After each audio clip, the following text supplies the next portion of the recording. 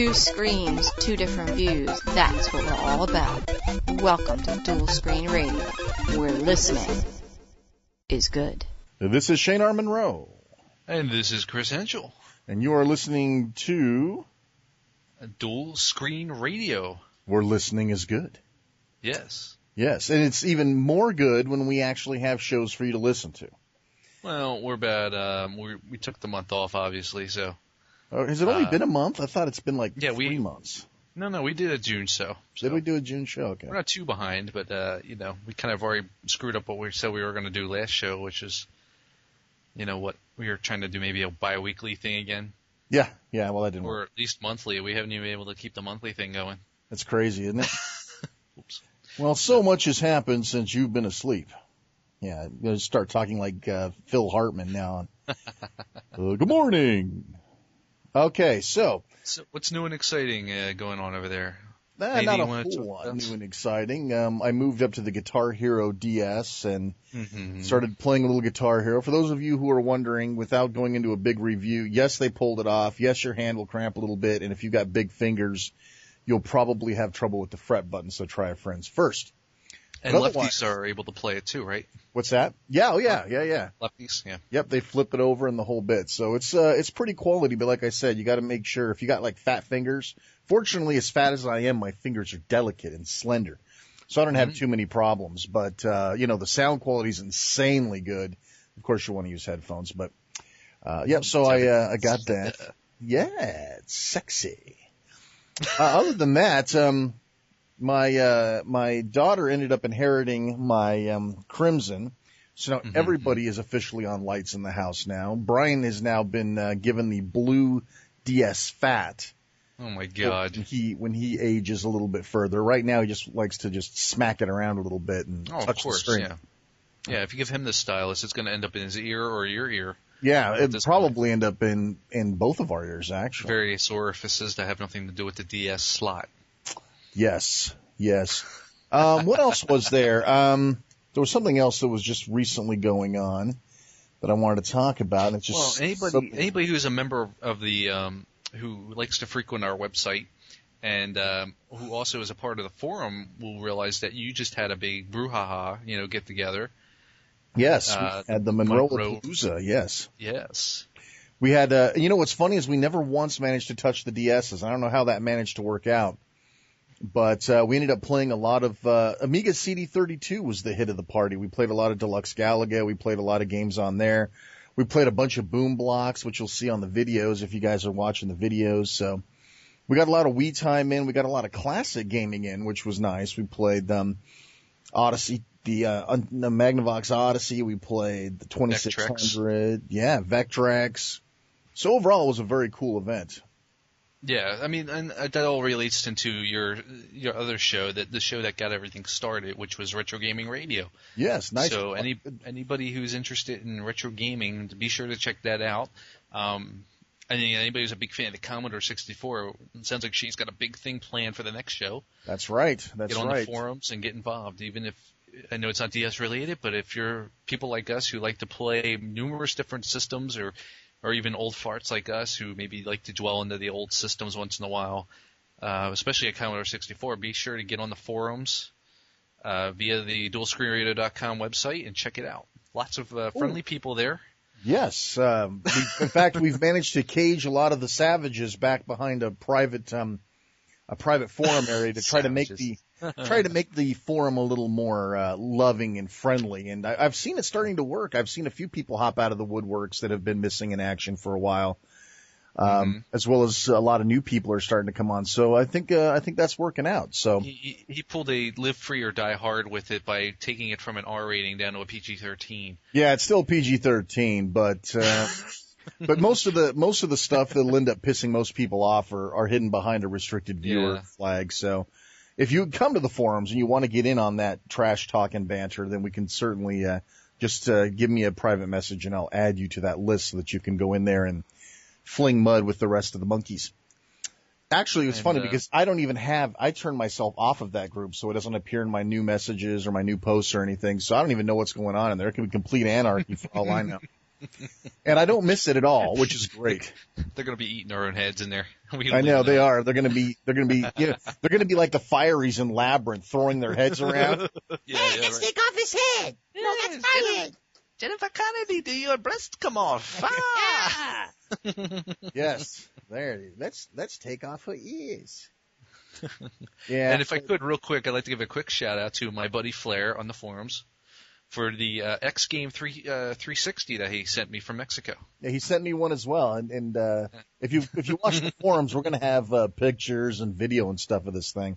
Basically, your standard Mexican knockoff of the Xbox 360, but it's really like a Nintendo inside, an NES inside with really crappy games. It's basically one of those Chinese Nintendo knockoffs. Yeah, that you get with vendor carts at the mall. Where the games run at like 15 frames per second. Yeah. And it's like 10 games, but they make 196 different variants of them. Now, the scary thing is, though, the D-pad on the controllers, not only do they vibrate as it is, but I have to say the D-pad itself actually is a lot more controllable than the actual 360 D-pad is. That's funny as hell, dude. All for the fraction of a price. Yeah, fraction of the price. Now, if only we could rig it up to the 360. We could actually play Pac-Man CE. I'm sure he'll appreciate that little throw out there. So that's right. So what's the big event that happened while we were gone, while we were MIA, of course, is the E3, the Electronic Gaming Expo. And I'll tell you what, if we could give an award for like the least exciting E3 of all time, I'd say it'd have to go to this year, to be honest with you. I mean, first of all, tons of vendors pulled out. I mean, there was a ton of people that weren't there. Activision, I think, pulled out. That was one of the big names. Anyway, suffice to say that it became a lot less of a media frenzy event, as it was more I don't even know what you'd call it. I mean, the media was there. It didn't even really feel like a full-fledged trade show. I mean, from the video they showed of the floor, the show floor, it just looked like a bunch of little kiosks that you almost like they would set up in the center of the mall or something. It wasn't like this big loud extravaganza like it used to be in the past. And certainly there was no booth babes to be spoken of. Yeah, certainly not that new Nintendo chick. Right. She certainly wouldn't qualify. Yeah. Would she just annoy the crap out of you or what? Or the woman that looked like she has walked out of a Good Housekeeping magazine. Exactly. What's her name? Damn it, we should know this. Cammie something. Cammie. She used to talks about how she's playing Animal Crossing and puppies are cute. Yeah. And puppies are cute. And what was like the first? Cammie Dunaway. It's Cammie Dunaway. I knew it was something like that because I was thinking about what's her name from Mommy Dearest. Faye Dunaway. Faye Dunaway. Yes. Cammie Dunaway. Actually, I would have rather had Faye Dunaway being Nintendo's representative than this Cammie chick. She makes my skin crawl. She doesn't look like she's touched a game in her life, which probably was actually Nintendo's whole idea. They were trying to get somebody. Right. They were trying to get somebody to be involved that kind of said, "Well, I've never played a video game before," and they want people to see that here's somebody who's never played a video game before, and she's playing Wii, and it's working for her, and they want to try to make it look like, hey, video games are for everybody now. It's okay to come back. There's nothing to be afraid of anymore. And I guess she was the middle-aged mother soccer mom type that they could find to kind of pull that off. It looks like I think she used to work for Yahoo or something. I don't know. Did she? Well, she's annoying. And I didn't like the other chick much better than this one. I gotta say, you're not going to hear about Cammie Dunaway getting drunk and feeling up IGN staff members. Yeah. So yeah. The thing is, I could see her promoting an SUV just as easy as she's promoting the DS, you know what I mean? Or Nintendo. Vonage or something like that. Yeah, she looks like a Vonage chick. You know what she really reminded me of when I first saw her? I thought she reminded me of Lisa G from the Howard Stern Show. I don't know. Maybe it's just me, the glasses. Well, I'm actually bringing up, I saw this a little while ago. It's from July 21st, but it's one of the first things I thought of where Wired did an interview with her, and she was talking about how she's not faking it. I know, I read that too.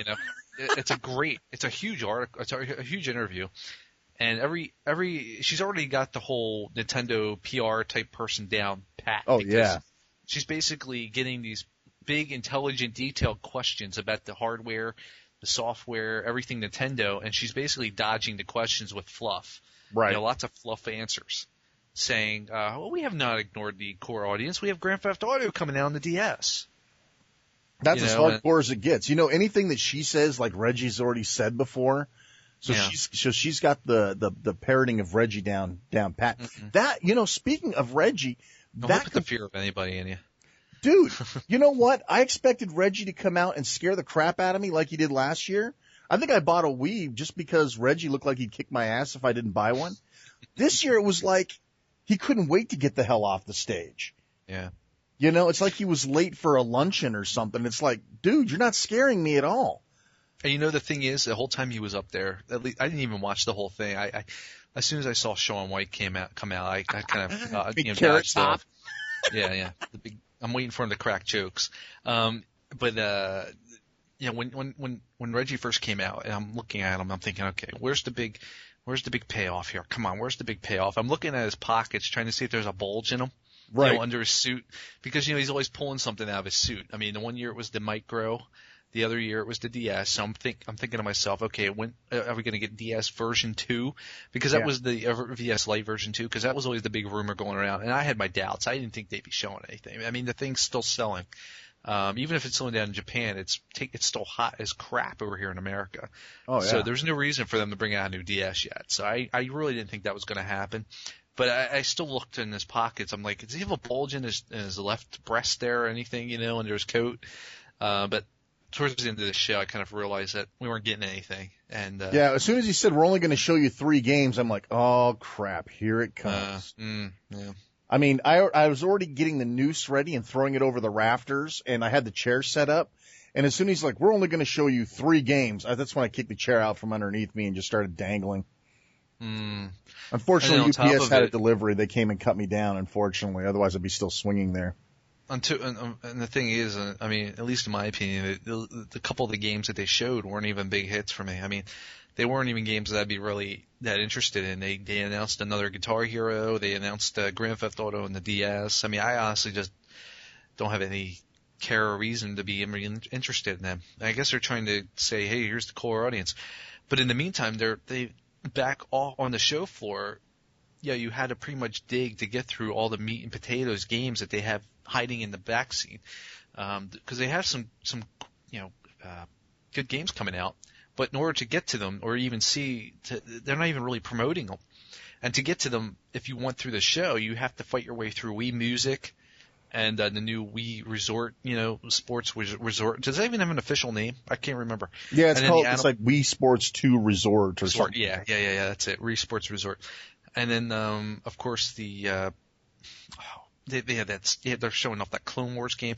So you had to fight through all that stuff just to get to the DS stuff, which is sitting in the background. Naturally. Like the Rhythm Tengoku, which is the sequel to the GBA version of the game from Japan, which is actually going to get a domestic U.S. release, which is going to be pretty good. That's cool that that's coming over. But they wouldn't have known anything from that conference. They didn't even announce it.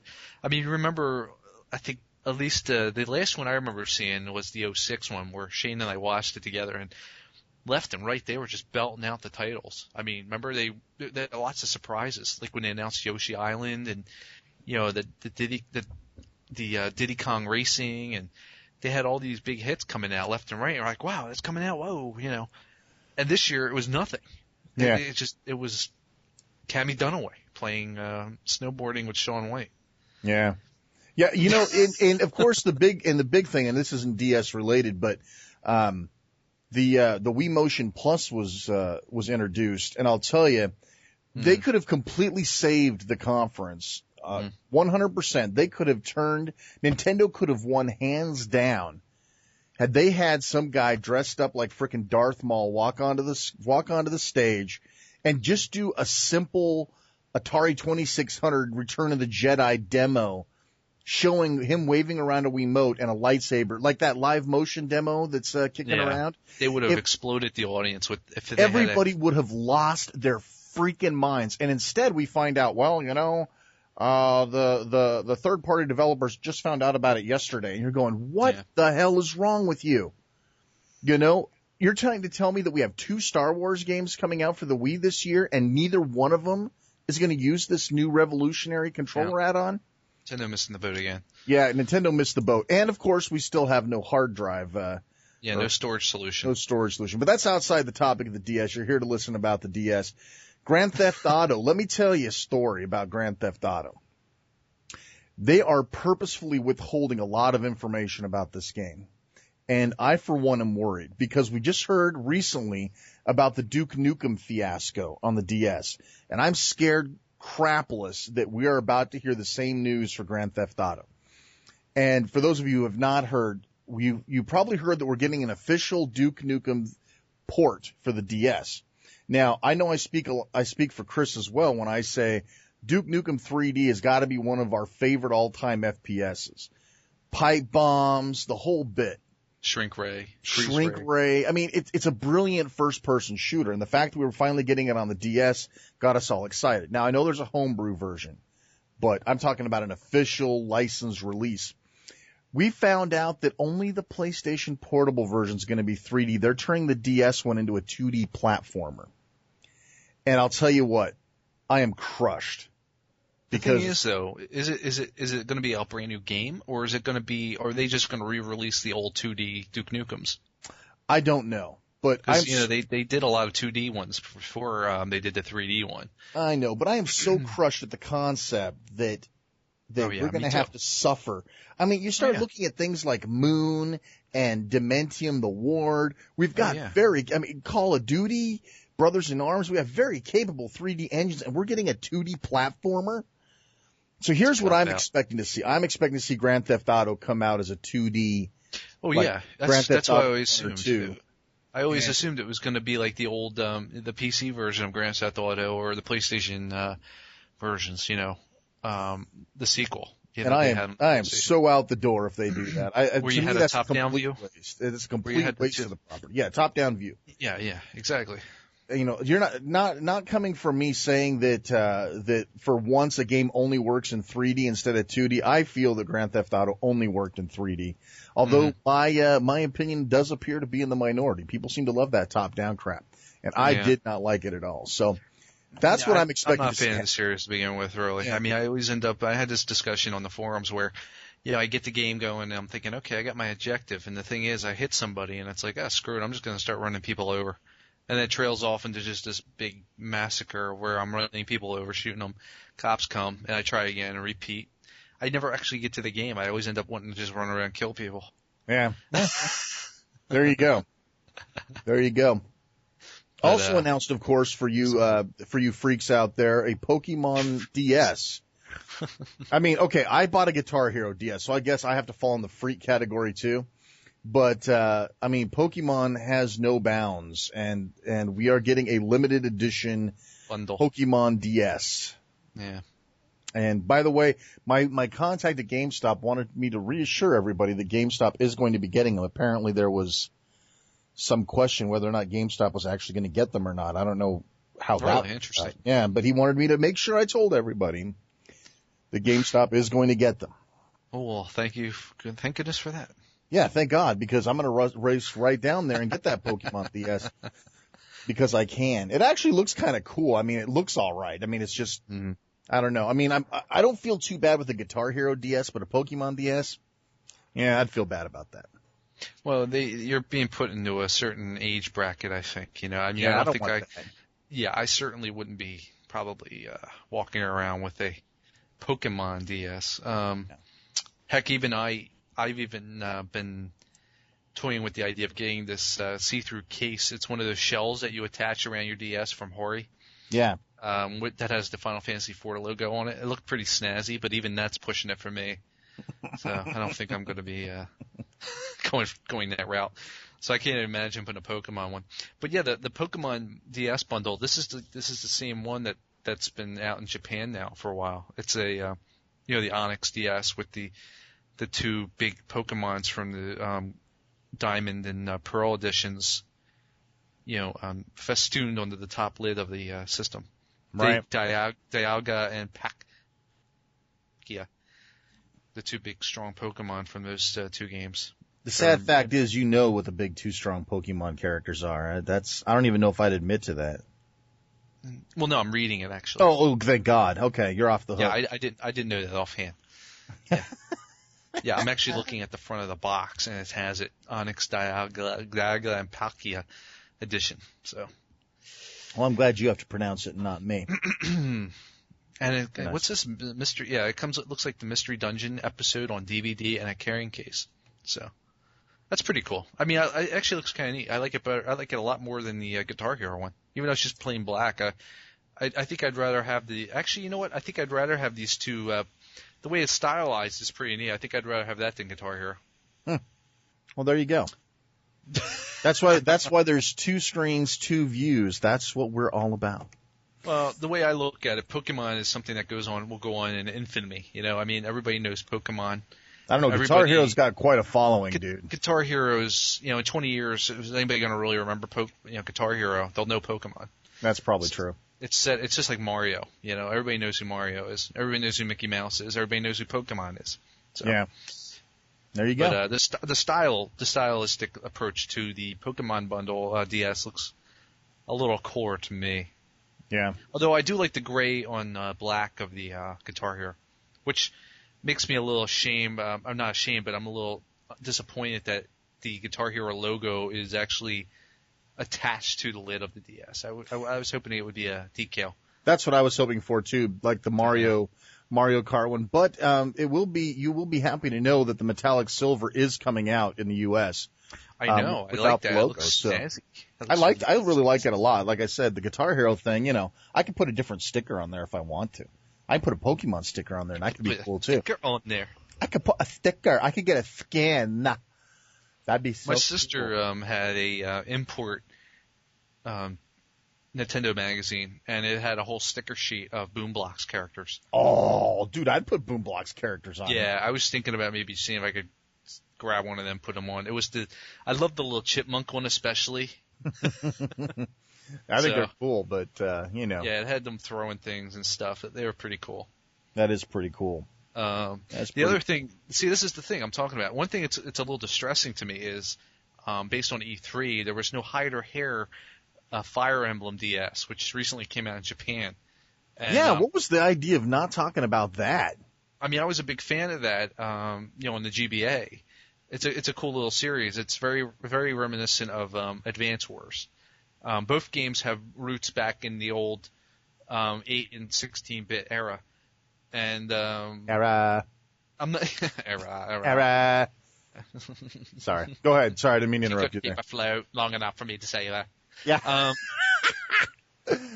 We just lost all of our younger listeners, by the way. Yeah, that's it's okay. Right. I don't really care. Older care. Listeners will care. So I'm sitting there looking at it. I'm thinking, man, this really sucks. Why aren't they announcing? I thought it was a shoo-in, I mean, they released two of them for both of them for the GBA that had come out in Japan, and then of course they got the one on the GameCube and the Wii, but I'm not seeing the DS one announced for domestic US release yet, and I'm freaking out now. I mean, it just came out in Japan, so I guess there's some time, but it'll come. On the other hand, when there's a slow season, they'll bring it out. Yeah. But on the other hand, it's a filler. I mean, I'm not real happy about the way the graphics are looking. I mean, they kind of have that like boring, almost CGI look, 2D CGI drawn effect, like Diddy Kong and Donkey Kong Country look. Yeah. Instead of the cool hand drawn pixel art of the old series, of the GBA ones rather. But on the other hand, they're releasing Rhythm Tengoku in Japan, which was a really cool niche title in the GBA from Nintendo. They're releasing its sequel in the DS in America, which is really shocking. I thought it'd be the other way around. I thought we'd be getting Fire Emblem, but not Rhythm Tengoku. And it's going to be called Rhythm Heaven over here. Not really sure when that's coming out, but they were showing that off at the show. But there was no sign of Fire Emblem, so I'm a little disappointed about that. But it does look like the Nintendo, at least Nintendo's, interest or development of the DS is kind of slowing down a bit. And I think they've even admitted to the fact that a lot of their efforts are being focused on the Wii at the moment rather than the DS. Yeah.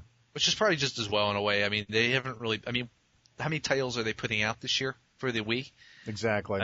We've gotten Wii Fit and Mario Kart. Those are pretty much the two biggies. So yeah. Well, and I think Nintendo's finally getting a chance to sit back and breathe.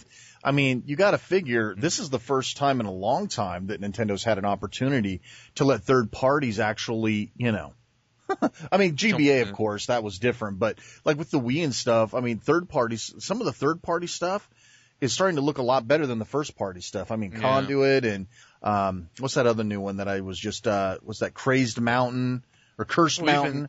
Even Boom Blocks, though. I mean, that's a solid title. And, that was third party. Zack and Wiki, that's third party. That's a solid game and can be found really cheap right now.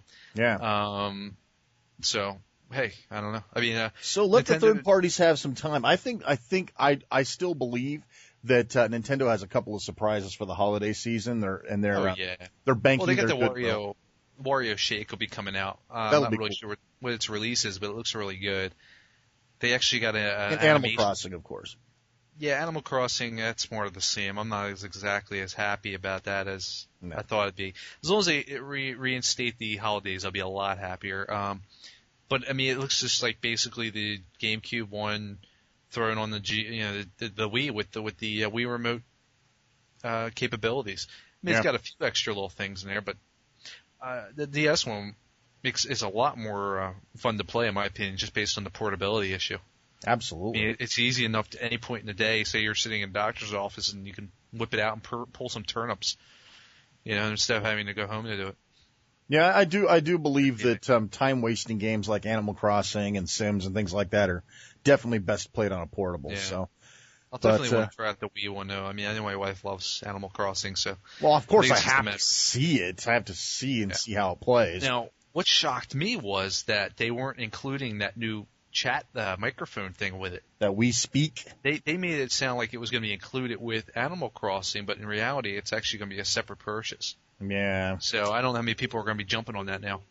And that's really too bad because that's going to really hurt the third-party development of it, too. A lot of people are going to say, well, now you have to buy something separate. Now, I did hear that EA was contemplating packing in with its titles either the Wii MotionPlus and or the Wii Speak on certain titles. So it looks like the third-party people are going to take charge and make sure that the unit gets out in the hands of the people. So that's. Or is it the actual Wii Speak, or is it their version of it? No, it'll be the actual product. Yeah. So that'll be a good thing. I wasn't sure it would be a third-party version of it, but then again, Nintendo probably wouldn't let them make that. So. No, of course not. I mean, look at who was it? Nightgo. Nightgo with the wireless nunchuck. The wireless nunchuck. Yeah, they're getting some heat for that. So. I went and grabbed one of those suckers the day I found out they were pulling them. So the Katana or whatever it is, Kateo, whatever. Who cares? It's cool. All right. Well, enough of that Wii crap. Let's see here. We do want to give you a review of Soul Bubbles, which is probably I'd say one of the better games this year that's come out. Yeah, it's definitely in my top 5. And on top of it, it's people are starting to talk about it a little more, but it's been out since the end of May. And it was at the end of May or end of June. Yeah, the end of June, I'm sorry. And the fact that it hasn't gotten a lot of press is kind of bothering me because it's a really good game. Yeah, and if you follow like Go Nintendo and some of those other news sites, you'll find that a lot of their editors are like, what do we have to do to get you to buy Soul Bubbles other than, buying it for you? Because they all believe that, this is one of these things that people are missing out on by not getting in on this. And right now it's still a Toys R Us exclusive, which is what I believe is causing the lack of press. But I believe, what is it, November it goes wide release. And it's from IDOS, the Tomb Raider people. But we're going to give you a review of that. It looks like it's some, I don't know who actually developed it. They're called Mech and Sleep. I've never heard of them. I think they're some kind of French company. Yeah, it looks like a French game. They put a lot of love and effort into this game, and it's very polished, very well done. So we're going to discuss that a little bit. Yeah, but before we do that, we want to give you an update on what we're playing. A lot of people ask us, so what are you guys playing right now? And Chris and I both have some diverse titles that we're playing. He's playing some titles I'm not, and I'm playing some titles he's not. So it gives us an opportunity to give you our dual screen look at this stuff.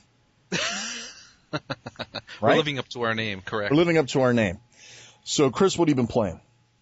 Actually, my list is maybe not as diverse as you may think it is. Other than the fact that obviously I've been playing a lot of Soul Bubbles, that's kind of got a little sidetracked into playing Final Fantasy IV. I'm being kind of hook, line, and stinkered into that. So yeah. Yeah, there was too much story for me. I had to get out before I lost my mind. Well, it's not too bad once you get past the initial startup and the initial, okay, this is what you're going to be doing.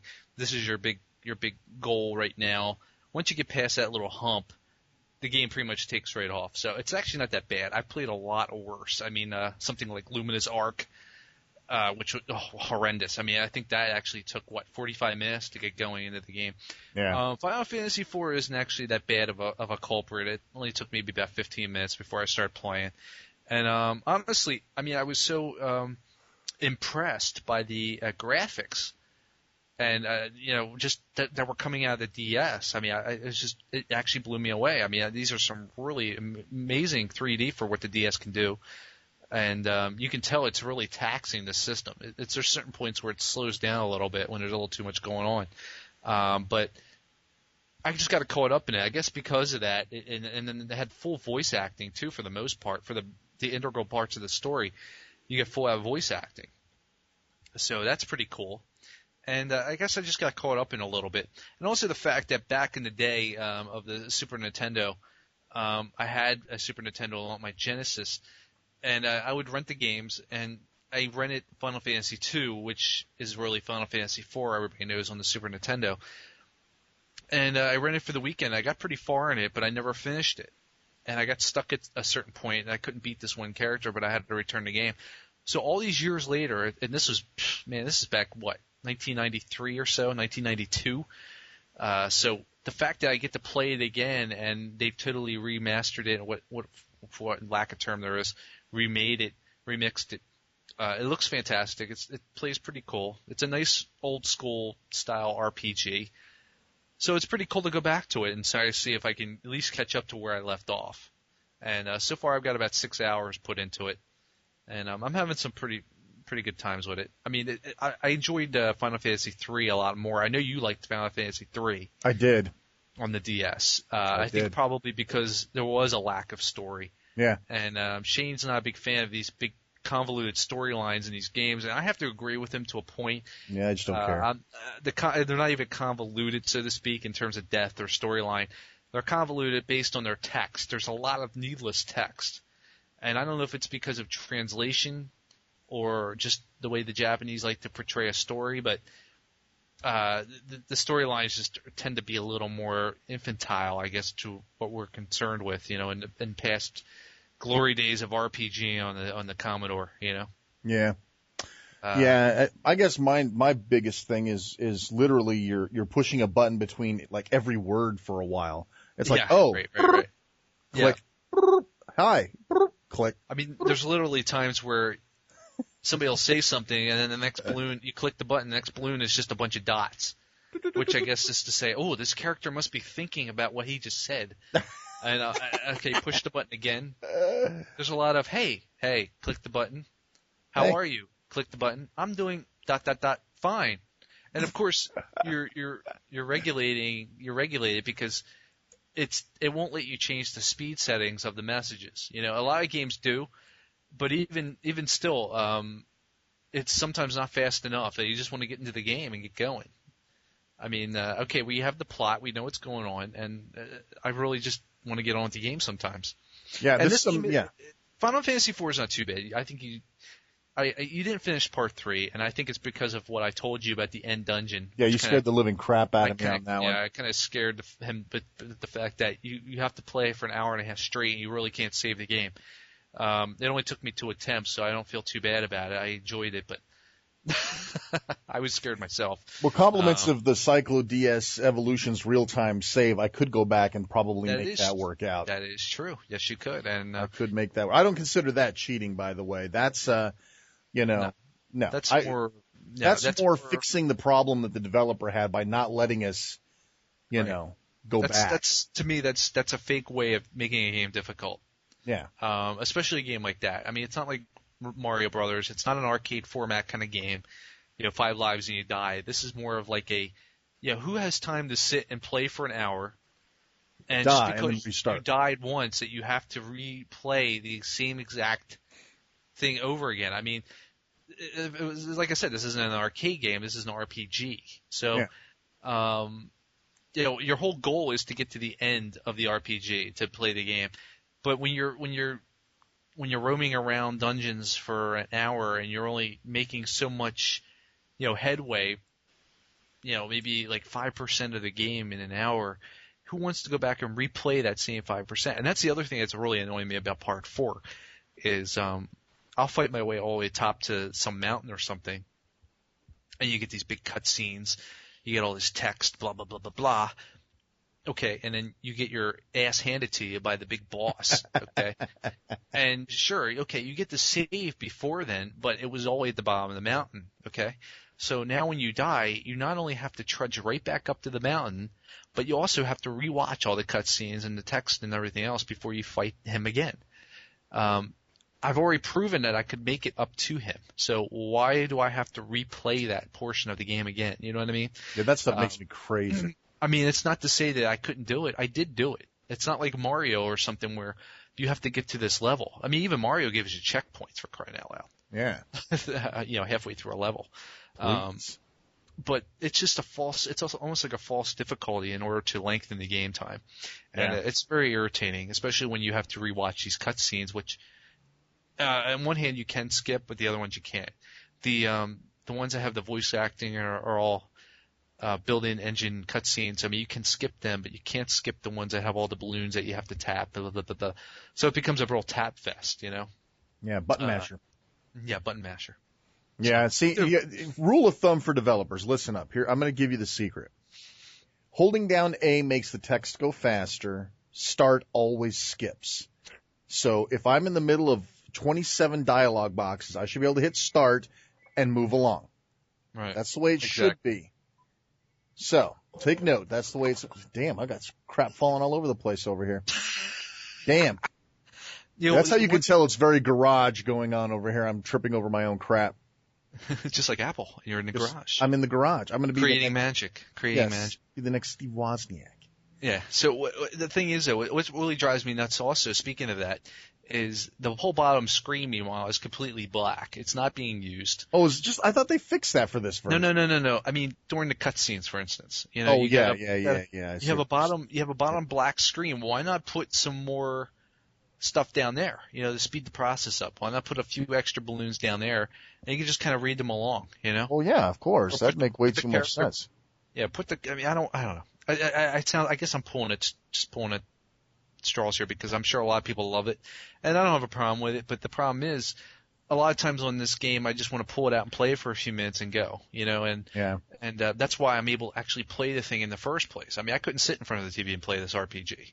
Yeah, it's a time waster game, really. I mean, kind of like that's why I love the Atari Odyssey games because I can play. Fight a few battles, get my guys powered up a little bit, and then shut it right off. And can continue on. Now, I guess I could close the lid and everything, but I don't tend to like to do that too much. Yeah, my battery doesn't tend to last that long. Yeah. So, speaking of Etrian Odyssey 2, that became my temporary obsession since our last show. That was a great segue, by the way. No prompting required. That was beautiful. No, Etrian Odyssey, we've talked so much about the original Etrian Odyssey, and we're huge fans. Etrian Odyssey 2 is everything you loved about the last one. It's think of it as a part 2, literally part 2 of the first one. They fixed a couple of things. They've added some new classes. They've fixed a few of the things that piss you off. You now have the ability to store items and cash, so you don't have to carry the stuff around with you all the time. And there's tons more. Let me ask you something real quick. Yeah, go ahead. Yeah. Before you get too deep into it, people were kind of giving it they're saying it's a good game, but at the same hand, they're saying it's more of an expansion in a way. It almost feels like an expansion game to the initial game. Is that true? Yeah, and there is some truth behind that, especially until you get a little further into the game. One of the things that they changed is there are, of course, more races and characters to choose from. And they actually were in the first game, you pretty much picked the 5 that you wanted, and you just went out and played. Occasionally, you'd go back and get your chopper so you get some cash, and then you'd go back and get your original 5 party members and keep going.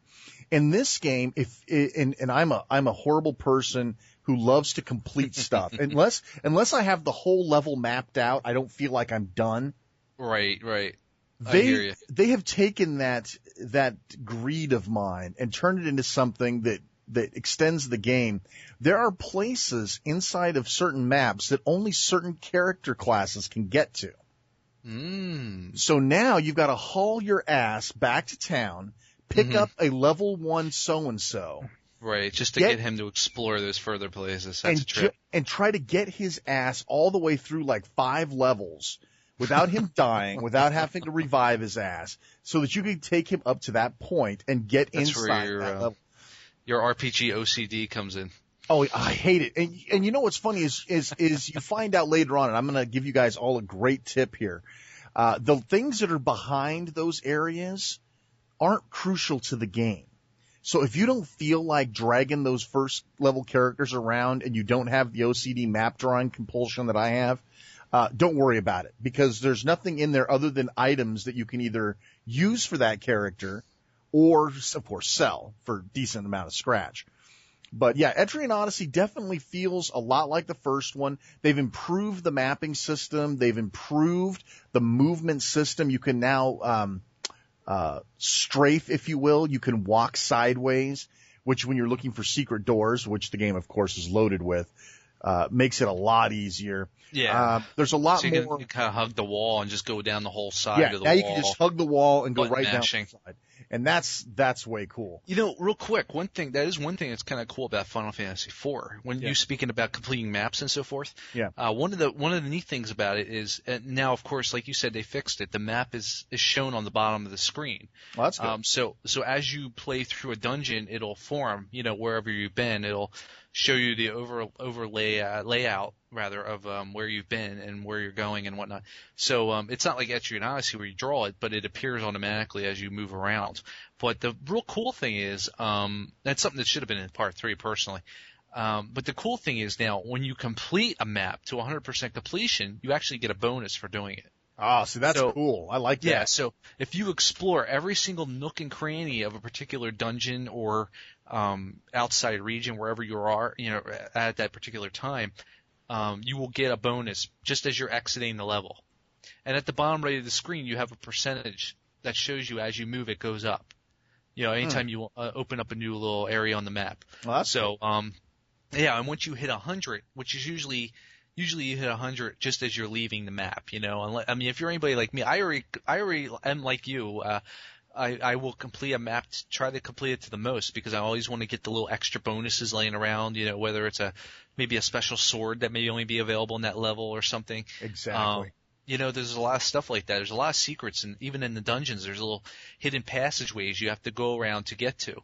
I know at one point I was at the very end of the map, and it said I had 89% completion. And I'm thinking, well, wait a minute, I'm going everywhere. Here, along the one wall down to the south left of the southwest of the level of the map of the dungeon, there's a hidden wall. Do you remember in Part 3 how you could actually go through the wall and go off the screen? Yeah. You remember that? I do. You can do that in this as well. And what you do is you run around, and you're running all the way around the whole circumference of the map that you've already exposed. And it takes you to this little tiny quadrant up in the northeast side of the map on the touch screen. And that was the 11% that I needed to fill the map 100%. And of course, inside there is a secret room with 1,000 gold or something like that. But then once you get 100% completion, it'll give you some, and I don't know if these are random or not, but every time you complete a dungeon, you get something different. I was getting 5 health potions. Or 10 tents or something like that. Tents in Final Fantasy IV allow you to camp anywhere on the outside world map when you're walking around, and you can recoup your hit points and magic points. Okay, so it's like it's the typewriter that's really ribbon. Cool. Yeah. But it's a good it's a good little bonus for especially for somebody who already did this in the past. I mean, I was always doing this, even when I was younger on all these games, always trying to get the maximum, complete the maze, even just like you do in Atrian Odyssey, which you get to draw the map, makes it even more addictive. Oh, so, people hate that. People's like, why do I have to draw the map? It's like, no way. Shut up, dude. That's old school, man. That's so old school. And Etrian Odyssey, that damn thing practically draws itself. All you're doing is filling out highlights. Exactly. Oh, hey, listen, let me tell you the best part about Etrian Odyssey 2 before we move on, because I wasn't planning on talking about it this long. But there's an auto combat feature in Etrian Odyssey 2. Thank you. Whoever. There's also one in Final Fantasy IV as well. Auto battle. Yep. See, to me, that was one of the things when you're, what do they call that when you just go out to kill things grind. to level up? You want to grind. When you're out grinding and you have to fight these things and it's like, click, fight, click. This, you hit one button, dead. Yep. That's fantastic, and it's great. It's wonderful. It's great for those lesser enemies, like like 4 goblins or something that are only 10 HP a piece, and it's like, oh, get out of my way, auto battle. So yes, fantastic. Final Fantasy IV also does this, and it's really cool because you can actually go in and per character select what you want them to do in the auto battle. You can have them use a specific item, like in Final Fantasy III, which is something you didn't realize at first. I think I kind of clued you in on it. Like you could have your white mage, who's basically the cleric, the healer. Yeah. And they're pretty much weak. They can't use swords and everything. So you can give them these rods though, or staffs, and you can get a fire rod, or you can get an ice rod, ice staff. And normally you'd say, okay, I can hit them and do some cold damage or heat damage. Well, you actually were able to get more hit points damage to your enemy if you actually selected the item. Right. When you actually selected to say use the item, it would actually cast a spell. So instead of just hitting the enemy over the head with the thing and doing some hit point damage, you're actually able to use it and invoke its magic to do some extra damage. So you that's something you could do here. Yeah, that's something you could do here, and you can actually select it for your auto battle to say, hey, this is what I want you to do when I auto battle, and boom, it'll do it. So I don't know if you can do that on Etrian Odyssey. I'm still playing the first one. I mean, I'll never probably finish the first one, so I haven't really even thought about going near the second one as of yet. But Shane wants more and more and more of that game. So yeah, give me more. I'm good with that. But yeah, this, especially if they keep fixing the little nuances of things that bother me, yeah, which is exactly what they did. To me, this feels like a Plus edition. This is Etrian Odyssey Plus, gold. And the gold edition. But it's an all new story. It's all new quests. Some of the quests are insidiously hard. This, again, for those who are wondering if Etrian Odyssey 2 is easier than the first one, because the first one, let's be honest, beat the living crap out of you. It's not for the faint at heart. This one's no different. You'll find your ass handed to you on more than one occasion. But for those of you who have played the first one, you already know what to expect. There's nothing changed. There's nothing different. It's going to hand you your ass, but you're going to love it. You're going to keep going back for more, and that's what makes the game rule so much. So yeah, that took away a lot of my free time. But I played that for probably like 5 days straight. That's all I played, and finally I burned myself down of it. And of course, a whole new flood of games came in that I had to look at. One of them was an import game called Pick Pick. And I don't think, Chris, you've had a chance to look at this one yet. But Pick Pick is when you look at the cover, if you look at the thing, it's like, oh, Sudoku, cool. No, it's not Sudoku, and it's not Picross. There's 3 different modes of play. The first one's simply a maze. You have to draw yourself through a maze. And when I say maze, it's like, when you buy those books from the grocery store that have 10,000 mazes. Right, you got to draw from one end to the other. It doesn't sound very cool, but the fact that you're actually drawing a picture with that maze. And the process, yeah. The process of it is kind of cool. That's not the best mode in my opinion. There's also, the mode that is the cool mode. The one that I've been pretty much playing exclusively is called drawing mode. This is insidious. They take a screen and they fill it full of numbers. It looks like a Sudoku board. The goal is to draw boxes in between the number points that correspond to the count of the number. So if you have 2 9s on the board, you have to draw 9 boxes in between the 2 of them to hook them up. So if there's like a 1 on the board, you just tap it and it fills it in because there's only 1. If there's a 2, then there's a 2 right next to it and you draw over the 2 2s. For 3, you have to be able to, there's a total of 3 boxes that you have to draw. So after that, it starts getting a little bit messy because there's more options. You can get from one 4 to the other 4 by drawing it this way or that way. For 5, 6, 7, 8s, all the way up to 12s. The way that you draw the line to connect these boxes is part of the puzzle. Not every way is the right way. There's only one right way to draw between the 2 numbers. And as you start filling out the easier ones, it starts dictating to you how to connect the larger numbers together. Insidiously addictive game. And there's another. Yeah, it sounds really good. Oh, it is. It's excellent. It's like, I can't believe no one's thought of this before. Yeah, it doesn't look like it's one of those games that's in the U.S. as of yet. It's one of those. It looks like it's done by 505. We'll get it eventually. And they're known for, it's a European company that likes to take a lot of the low budget, cheap Japanese releases. Like this one here is from a company called Success, who's been around for centuries, who are always making like low budget games and so forth. They like to take them and cheaply import them and translate them and release them to the European market, UK market, and PAL land. So hopefully we'll get a release over here at some point. But same way with Soul Bubble. Soul Bubble started out mainly European, and now it got a US release, even though it's limited. So yeah, I mean, it sounds really good. It's a shame that a lot of these games, like in the last show we were talking about Top Trump's Doctor Who, for instance, aren't getting a release over here that would be great to see them over here. And yeah, or Elvenland from over in Europe. Elvenland's a great game. And the thing is, too, I mean, most of them, I mean, they already have an English translation, so I guess it's just a matter of the marketing is the price point there. They probably don't figure it's worth manufacturing and, you know, making new whatever box art and whatnot for it and instruction manuals. I guess that takes the money enough to not import it to the U.S., but maybe because it's a smaller market in the UK, Europe, than it would be in Japan and the U.S. I don't know. I don't know. I don't understand how it. I don't know how they move the games around over there. I mean, because it's really strange. Even looking at like Soul Bubble's release date, Europe and Australia, for instance, have 2 totally different release dates. You know, so I don't know how it all works. Maybe they just figured they'd keep it to a smaller region. Who knows? Yeah. But it's a shame. I mean, because it sounds like a good game, and that like Elvenland, nobody in America would know anything about them unless they did some homework and dug them up. Which is one of the reasons. I mean, it's fun to do this show because we get to discuss these games that a lot of people are going to miss. Yeah. And we, like I said in the past, we had one guy complaining.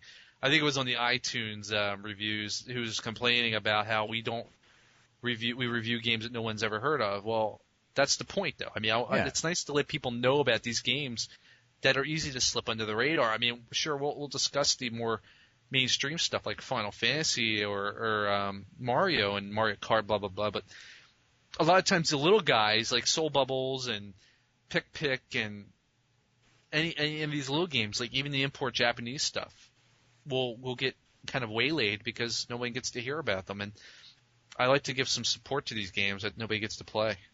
So, Chris, what have you been playing these days? I know that you got into some Final Fantasy IV action. I couldn't get into it myself, but yeah, I was playing. Actually, I should have done what I said earlier because I was saying earlier that I kind of got sucked into Final Fantasy IV, and at the moment I'm kind of stuck at a point where I'm just not having much fun with it right at the moment. It's not as much fun as Part 3, which I think I mentioned earlier, but it's just kind of dragging on a bit, and I think the fact that it's a matter of these. You race up through these towers and whatnot. You race up through these levels, and you get to a boss monster. It's not even a main boss. It's more of like a sub boss, but it's not a random battle. It's a game pointed battle where it's mandatory to fight. Yeah, of course. And the bosses are just.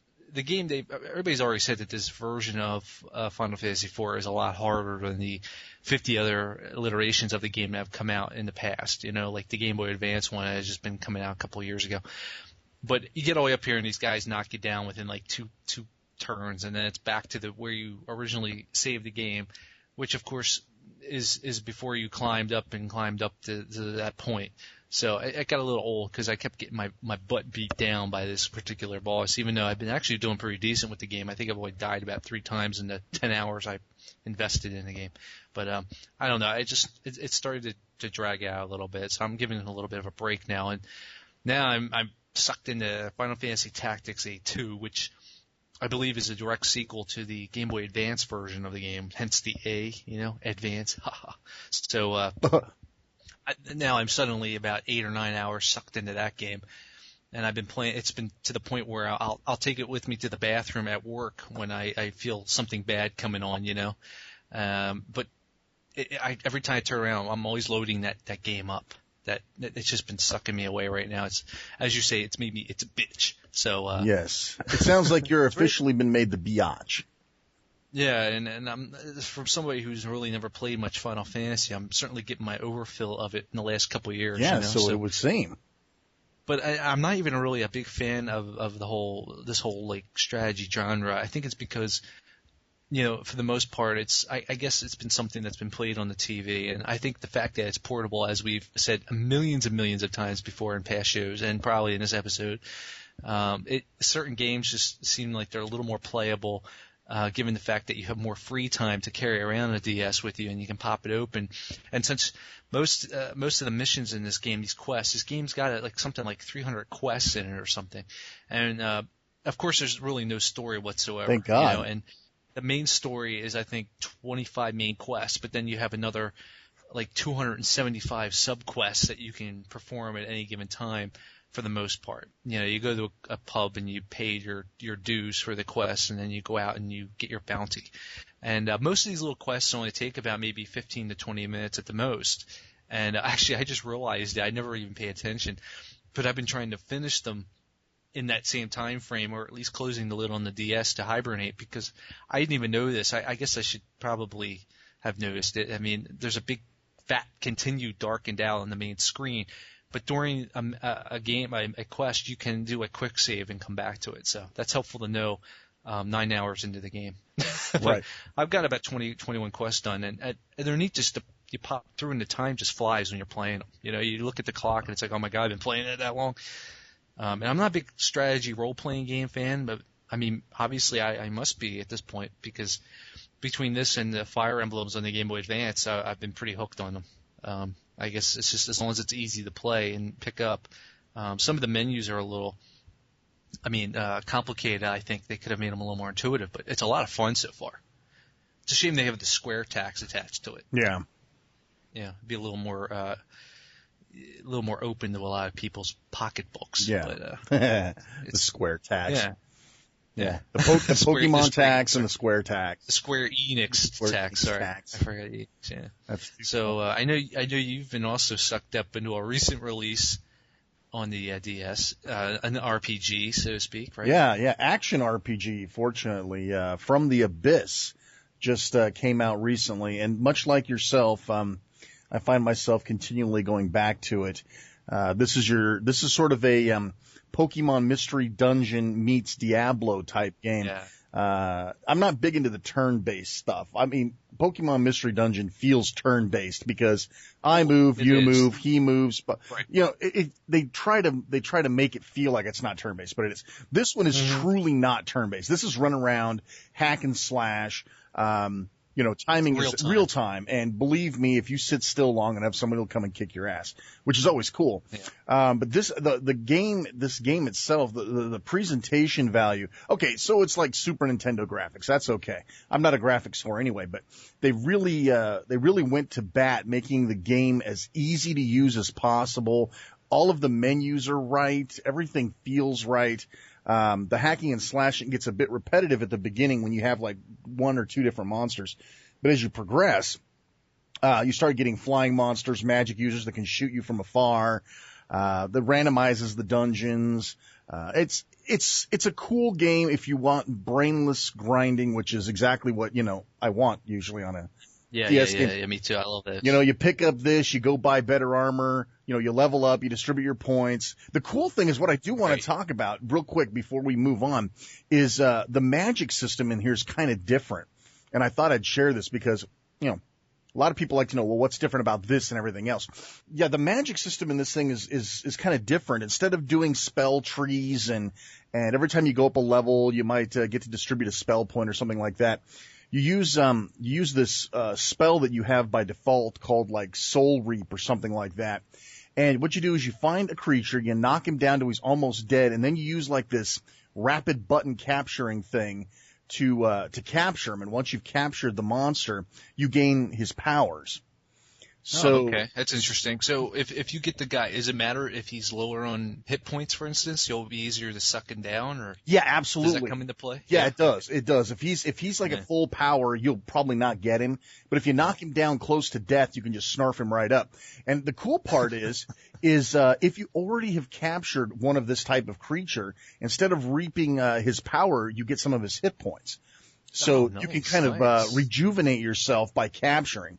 So it's not a complete waste then when you see another one to totally bypass even bothering with that spell sucker. And that's right. Yeah, it's really cool and it keeps the mechanic in play, right? Yeah, it's a different mechanic and I really like it. You get, projectile the first couple that you get projectile stuff, you get what was one of the other ones? You get a rapid jump back so that you can get out of the way if a monster's about to attack you. Nice. Yeah, it's really kind of cool. I haven't been excited about an action RPG on the DS since Dungeon Explorer, but this is cool. I really like it. So that's. And then I guess you set them to hotkeys, right? It's total drag and drop. It shows the other 3 buttons other than your attack, and you just drag and drop the spells that you want to use into those 3 buttons. The interface is fantastic. I mean, they really worked hard to not ruin the interface. You never have to get your stylus out. And pretty much anything you want to do, you can do with your finger. When you like potions, right? You need potions for health and mana, basically. They call it something else, but it's the same thing. But you can use your finger. You can use the shoulder buttons to tab through like items, spells, map, submenus and whatnot, right? And so you can quickly jump over to items, and then you have your potions right there on the screen. You tap the potion, it's done. So, but you can use your fingers. You don't have to dig out the stylus or keep the stylus with you. There's so many games that had so much potential, but they totally racked up the UI. This game doesn't suffer from that, which is way cool. So. That's awesome, dude. Yeah, so anybody looking, that's the problem though. There's so many damn games out there right now, especially the RPG fantasy games. The DS is really coming into its own. If you think back when, I don't remember what episode, but I know it was like within our first like couple episodes when we reviewed Lost Magic. Yeah. There was like a dearth of titles to choose from in the genre, and now it's just exploding. It's to the point where you could be in the middle of something like Atrian Odyssey, and the next thing you know, there's like 3 other games behind it that you want to get to, and you can't do it. Look at me. I'm just within 2 games now. I have Final Fantasy IV and Tactics. It's like I don't know which one to devote my time to, and Tactics is just sucking me away. And now you got this From the Abyss game, and I'm thinking, my God, I haven't even completely finished Dungeon Explorer yet, I know, me neither. And then meanwhile, Atrian Odyssey, I think I'm on like the second, I think I'm almost to the 3rd stratum on that. So, and I haven't played that in months because of all these other games, and it's just, I'm horrible like that. I hate doing that. But then again, luckily, Atrian Odyssey is something you could just go right into, without really forgetting where you've been or what you're doing. You just resume where you left off, which is pretty much mapping the area and everything and continuing on, because it has no story. So yeah, I love that. Yeah, it's great, and that's one thing I like about Tactics so far. There's no like teenage anime character BS, love story or anything going on. That I don't know. Exactly. It's just so cool. Exactly. So, all right. Well, so our actual review for this episode is going to be the much renowned, much loved, yet so little discussed Soul Bubbles, currently a Toys R Us exclusive, which is probably why more people haven't played it. And what's a shame is it's got to be at least in my top 5 favorite DS games this year. Just based on the fact that it's an original title that you can't play anywhere else, and it's actually very well done. Oh, it's fantastic. It suits the DS. Anybody can pick it up and play it. And it's just the whole concept is great. So, all right. Well, let's tell them a little bit about Soul Bubbles. You want to give them sort of the background on that, or do you want me to do it? That's fine. You start out, you're this little, I don't really know what you are. You look like this little kid. It's like he's like one of those little super deformed Japanese characters who have the big heads and the little bodies. sort of like what the recent Final Fantasy remakes in the DS have done. But you move him, you don't even technically move him. He appears wherever you point the stylus. But you start out, you're this character, and you're being chatted up with by this he's like a Dalai Lama type of character. You know, he's a know-it-all kind of wizard guy who's got the brains and tells you how to work the game, and it's very hand-holding. The whole concept of the game is basically you have these little, I don't even know what they are. They're like a I guess they're the soul bubbles, but I'm trying to remember what they actually call them in the game. But you have to, they're souls, and you have spirits. to move them, spirits, right, what they call them. Spirits, right? And you have this maze that you have to push them through and protect at all times to get them to the goal of the level, which is almost like a little altar kind of thing. So you're basically trying to protect these little souls and get them through this maze, which you unearth on the screen as you play. The maze isn't instantly available to you. It is completely covered in the darkness. On the top screen, you have a map. And on the bottom screen is your play field where you have to kind of push these souls through the maze. Now, the cool thing here is your character has this power which allows him to create these bubbles. And the bubbles are what you use to transport these souls through the maze. And once they're in this bubble, you got this bubble that's almost like a physics thing where it's bouncing around, or it's being it has its own form in itself, its own life to it, and you have to control it using the stylus. Yeah. You're almost blowing on the thing, so to speak. And at first I thought maybe we were going to be using the microphone throughout this whole game, which is really going to throw me into a loop. I'm thinking I'm not using the microphone. This is ridiculous. It was already bad enough in WarioWare where you had to blow that dandelion along, you know. I was going mental with that. I mean, I was ready to fall over, and I'm not even a smoker. Right. So what's cool is, though, no, you're using the stylus. So your character is more or less not even really a character, because he's more of like an icon for where you're pointing the stylus on the screen at the time. Yeah. And as you have this bubble, as you're tapping around the bubble, your character is going to start blowing air from the direction that you're pointing the stylus or swiping the stylus towards the bubble from that direction too.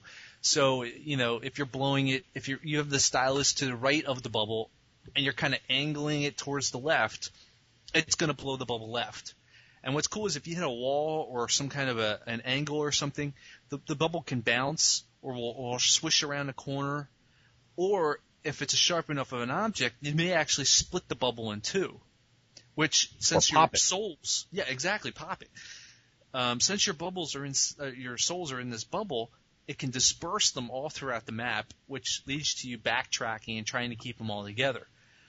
Now, what's cool is as you're playing the game, and it's a very simple concept that you're getting from start to finish through a maze, and you have to take care of these bubbles.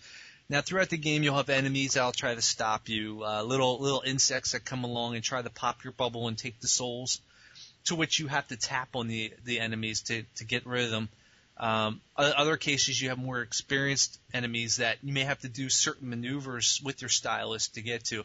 I know there's like these chameleon lizards that try to suck these big tongues that try to suck your bubbles in. And you can't just tap on them. You have to actually slash their tongue to break their tongue, and then you tap on them to get rid of them before they suck your bubbles away. But as you play the game, you'll find that you get these power-ups, which enable you to do various concepts, like you can cut the bubble so that you can actually squeeze through smaller. Sometimes in the maze you'll find smaller entryways that a big bubble that has all your souls in cannot fit through unless you slice it down again and again, and etc. to make the bubble small enough and yet still at the same time contain these souls to squeeze through these smaller passages. And then from that point, you can use the same tool to also recombine everything together. So you have one big bubble that is nice and neat and available at all times on your screen instead of dispersed all over the level. Another one that you have is one that you can suck the bubble down to make it a more manageable size. And as you draw to recontain a soul that you may have lost, you actually just circle around the bubble or around the soul, which will create a bubble based on the size of the circle you draw on with the stylus. So it's very cool how it's done like that, and it keeps the game very interesting, because as you go along, you're going to find all these little hazards and so forth that you're going to need to apply these little power-ups, so to speak, to get around. So the game is more or less a maze bubble puzzle kind of thing. A lot of people have been comparing it to Loco Roco on the PSP. I don't know where they get that. That doesn't. I've never really played the game. I think you may have. I played a demo with the demo thing. Yeah. Kiosk. But no, this is a lot closer to say. For those of you who are old school, you may remember a game called Bubble Ghost. Ghost, yeah. It's a lot like that in the fact that you're blowing a bubble around, but it's really more of a protector game first and foremost. It's to me, for some reason, this kind of reminded me of Lemmings almost, because you're trying to get a bunch of these little guys to go to an exit, in essence. And you're trying to avoid hazards along the way. So it kind of felt more like a Lemmings sort of scenario to me. But Lemmings was never quite this much fun. As Chris said, that there are tons of obstacles you're going to have to get through. You'll need certain size bubbles to trigger trap doors, or levers. You're going to need to shrink and expand your bubbles, cut your bubbles up to get them through the narrow passageways. There are always hazards that are going to try to stop you. And much like Yoshi's Island, if your bubble gets popped, your little souls start freaking out and running all over the place. Right. And it's really hard to manage those little guys if they're not inside of a bubble. So your goal is to get them all sucked back into a bubble and keep them protected and adjust your bubble to a manageable level. The game is freaking brilliant. That's all I can say. Of course, there's one aspect that it really brings out the OCD in anybody. I mean, it's easy enough just to plow right through some of these levels, and say, okay, there, I finished it. But now you have the factor in there that makes you go back and you have to replay, or at least be a perfectionist too, because throughout the levels, there's at least 3 of these. I don't know. There's some kind of a nut. There's some kind of weird magical seed that you can pick up throughout the levels. Yeah. That if you get little bonuses out of. Think of the coins. Think of the coins in New Super Mario Brothers. Yeah. And they're hidden all over the place. There are secret paths, hidden levels. And it makes you mental trying to find these damn things, because the whole, like I've already mentioned, the whole maze is completely dark. So the only inkling that you're even near one in the game is your bubble, your souls in the bubble will start to flare up with these. They'll turn into like little heart icons to kind of say, hey, there's one of these seeds in the area. I'm trying to look at the names of them. The Calabash or something. There was a Calabashes, or whatever they're called. That's what they call them. But and if you find enough of them, you unlock another world at the end of the game. By the way, exactly. Yeah. So you do. I think you need like 50 of them or something like that.